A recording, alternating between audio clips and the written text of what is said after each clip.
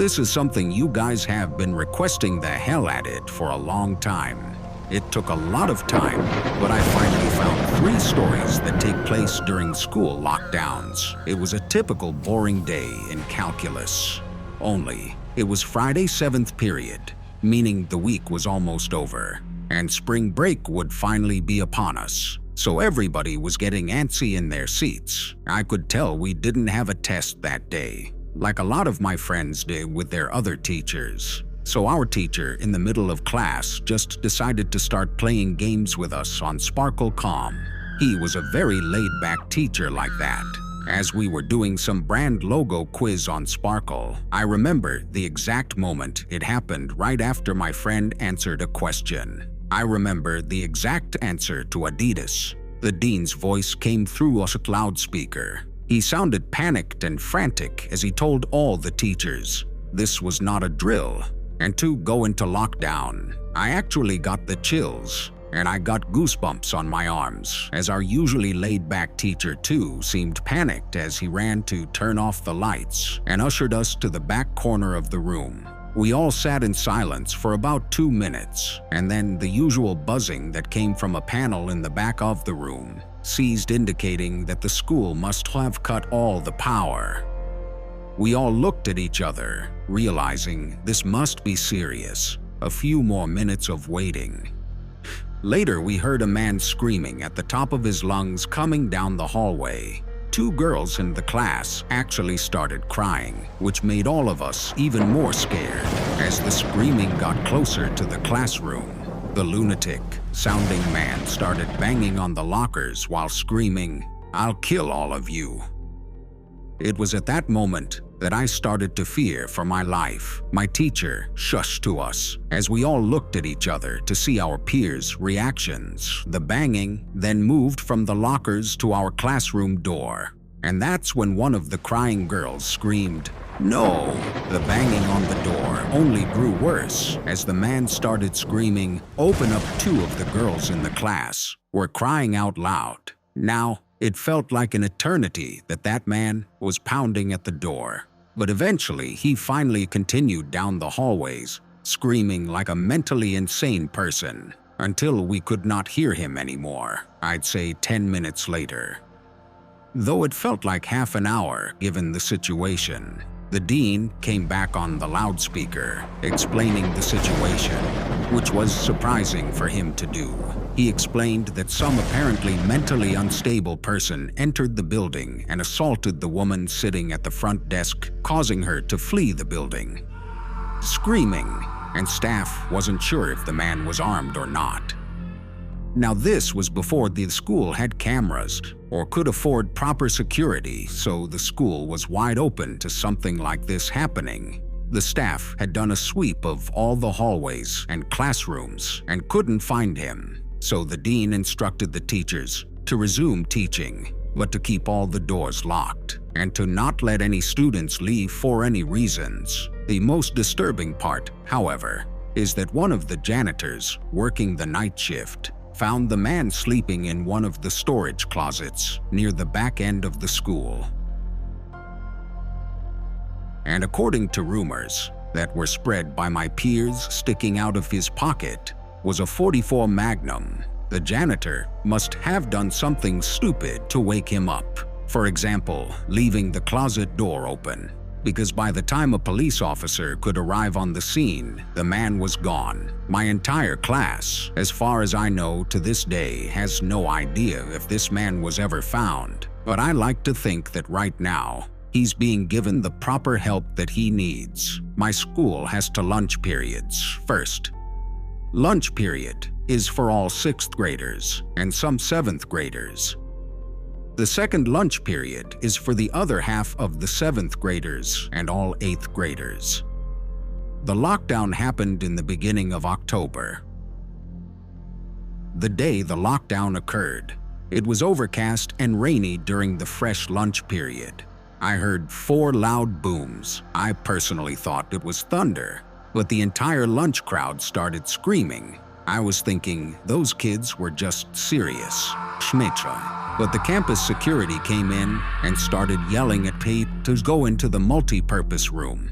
and the kids who were in line buying lunch had to throw out their munch and come inside me, and some friends went inside the room along with a huge group of other kids. Everyone was curious as to what was happening. Our multi-purpose room is huge, and the back wall of the room is made of see-through glass. When me and my friends were rushed inside the campus, security was covering the glass with the curtains, and there were adults at every exit. My friend, Rick, was curious as well as the rest of us, so he asked one of the adults what was going on. When he came back, he said, "You know how right in front of TMS, there's those houses?" I replied, "Yeah, there's this mentally disabled crazy man that barricaded himself in the front of his house, and he's threatening to commit suicide and kill the cops if he's evicted. He was walking around outside of school watching kids in a weird way," Eric told us.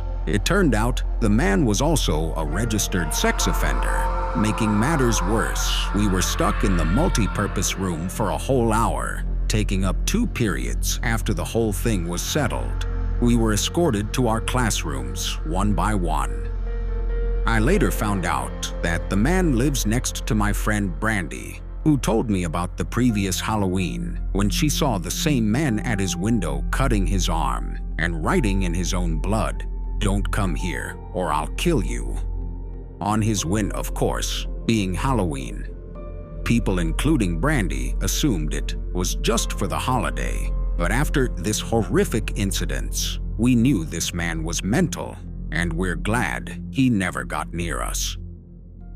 I'm 22 years old, fresh out of college, and I recently got a job at my old high school as a sort of computer intern in the school basement. The basement of the school is very messy and disorganized, but there is a small 3-person office that's actually very nice down there. It has 3 nice big desks, 2 mini fridges, a flat-screen TV mounted on the wall, and also satisfying air conditioning, a luxury the students and teachers cannot enjoy in the school, and of course, all the school servers and other computery stuff.